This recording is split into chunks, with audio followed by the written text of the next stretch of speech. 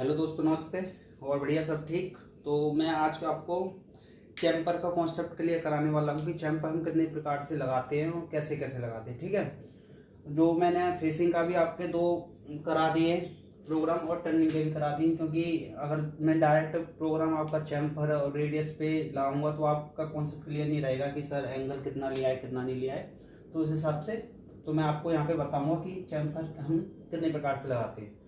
Almost हम 3 प्रकार से चैम्पर लगाते हैं। जो हमारा जो चैम्पर है वो 3 प्रकार से लगाते हैं हम। कितने प्रकार के? 3। और जो वीडियो का जो सीक्वेंस बनना है ये वाला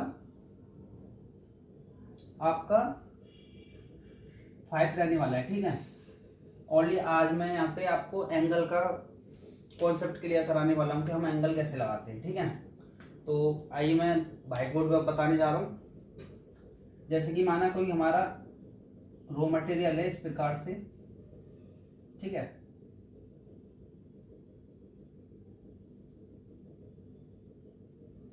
जो यहाँ पे चैम्पर लग रहा है हमारा 45 डिग्री पे लग रहा है 1 mm का।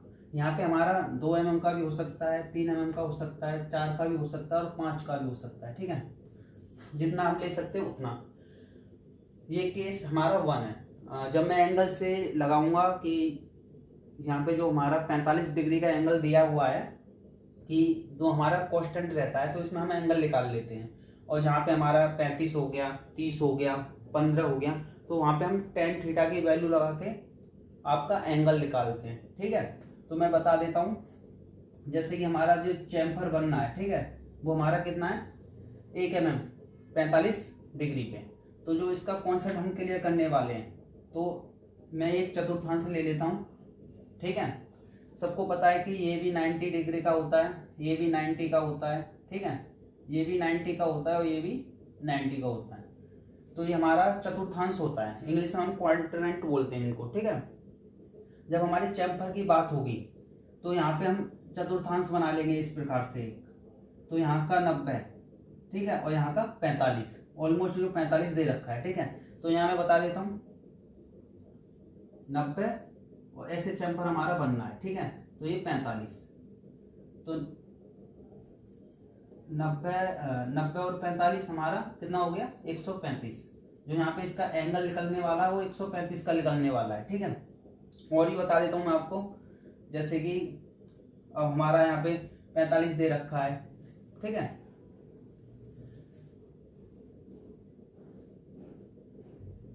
जितने भी जो हमारा कॉन्सेप्ट है जो निकलने वाले वो 45 पे निकलने, 45 के लिए हम ऐसे लेते हैं। ठीक है, अब जैसे कि अब हमारा उल्टा लेना है, इसी उल्टा लेना है। ये भी 90, ये भी 90 का। ठीक है, तो 90 ये हमारी प्लस की है वैल्यू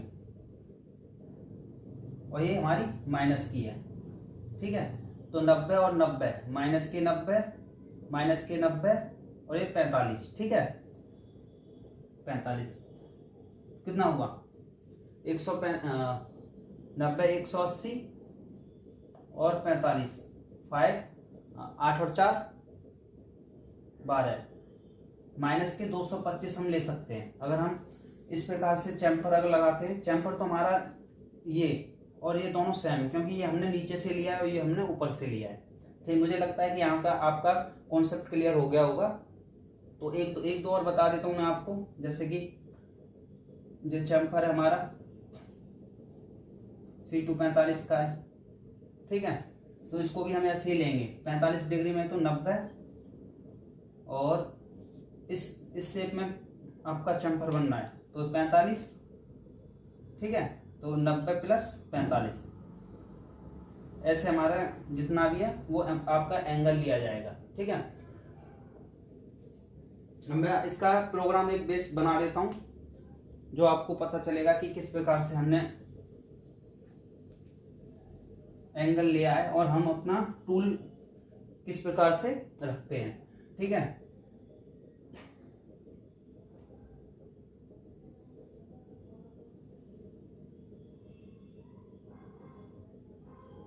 एक मटेरियल है जिसका डाया 50 है, लेंथ 70 है। ठीक है, और हमको जो फिनिशिंग जो चैम्फर हम लगाने वाले हैं इधर,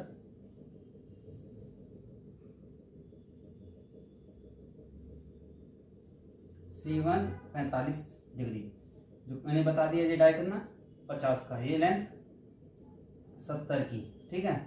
तो हमें ये वैल्यू डिफाइंड करनी है, क्या करनी है, ये वैल्यू हमको डिफाइंड करनी है। तो यहाँ का एक mm, ठीक है, और यहाँ का भी 1 mm, ओके। तो कितना हुआ 48, जो वैल्यू आई है यहाँ की 48 आपकी आई है। तो अब मैं प्रोग्राम पे बताता हूँ आपको, जैसे कि हमने प्रोग्राम नंबर लिया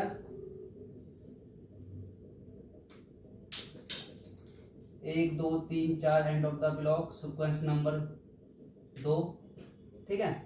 होम पोजीशन जी 28, U 0.00, W 0.00, ठीक है। टूल 1 नंबर कॉल कर लिया, ऑफसेट भी 1 नंबर है इधर, G97, स्पेंडल हमने 2000 ले लिया इस पर, ठीक है। कितने घड़ी की दिशा में क्लॉकवाइज, G0 जो डाया है अपना 50 है, X 52.00, Z 2.00। अगर हमारा टूल यहाँ से ट्रैवल करके आएगा तो यहाँ से 2 mm और यहाँ से 2 mm, ठीक है। इस प्रकार से जो यहाँ पे आपका टूल खड़ा होगा इस वैल्यू को रीड करने के बाद, ठीक है।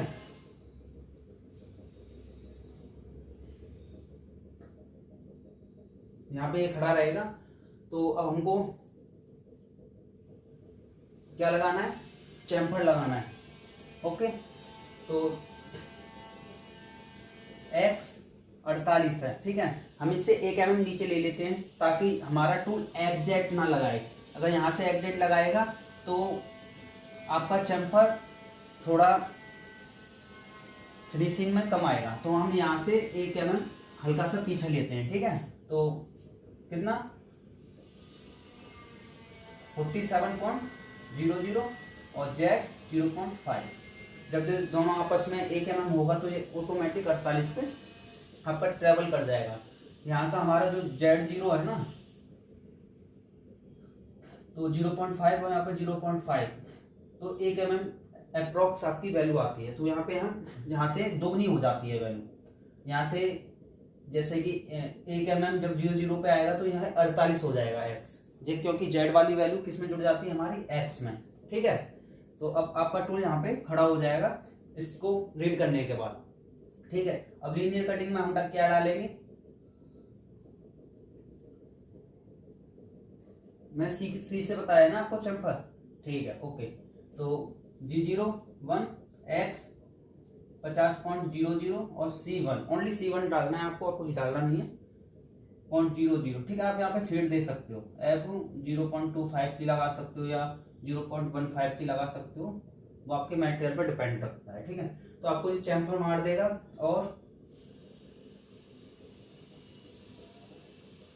चैम्फर मारने के बाद Z माइनस के कितना 70 है ना, ठीक है, कोई दिक्कत नहीं है, 70.00 ऐसे चैम्फर मारते हुए यहाँ तक पहुँचेगा। अब हमें सेम पोजीशन लेनी है इसकी, G0 50 है, X 51.00,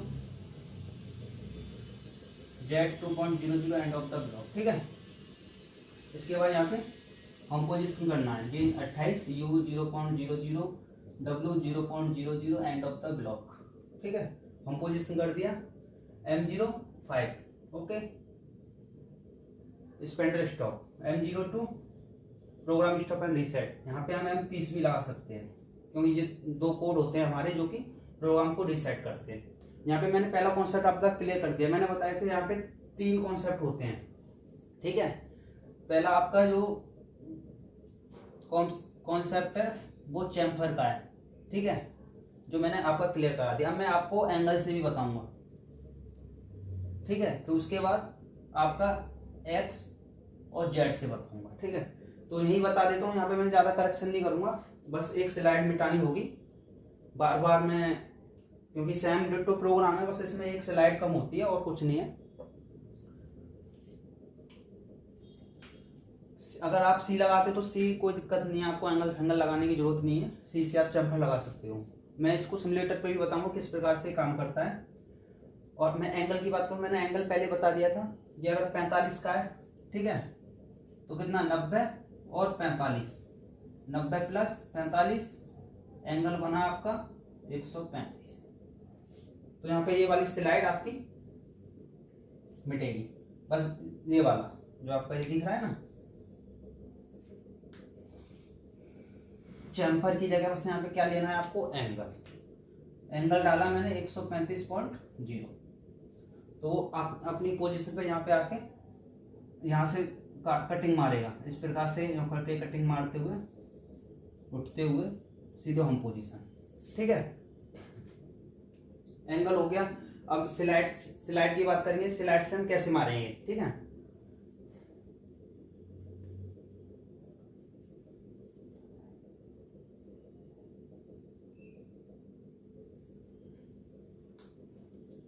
एक और चीज बता देता हूं मैं आपको, जैसे कि जब हमने कोई कमांड दी है, ठीक है, क्या दी है कमांड कि x 50.0 और z माइनस की 2.0, तो इसका मतलब जानते हो ना, तो आपका जो टूल है x की दिशा में चलेगा और ना ही z की दिशा में चलेगा। ठीक है, तो जो आपका टूल चलने वाला है वो आपका तिरछा चलेगा, इंक्लाइंड ऐसे चलेगा, जो कि हम स्लाइड से हम चैम्फर मारते हैं।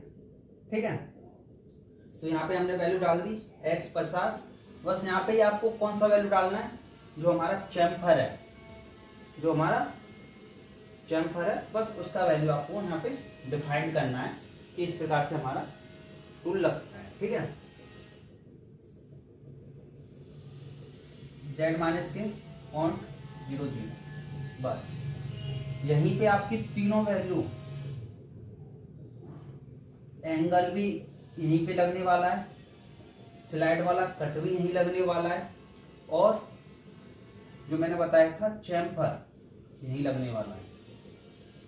ठीक है, जो तीनों यहीं पे डिनोटेड वैल्यू होती है, सारा सेम प्रोग्राम है।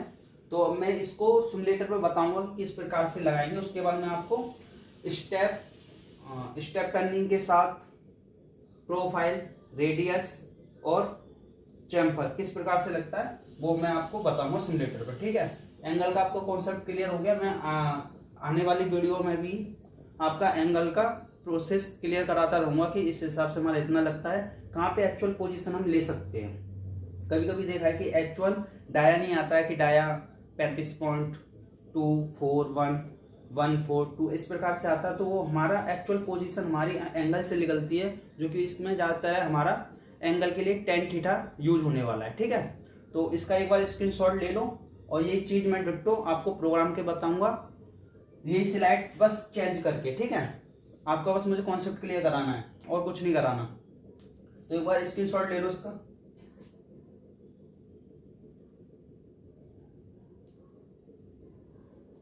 ठीक है, फिर दोस्तों सिमुलेटर पे चलते हैं। जय हिंद, जय भारत।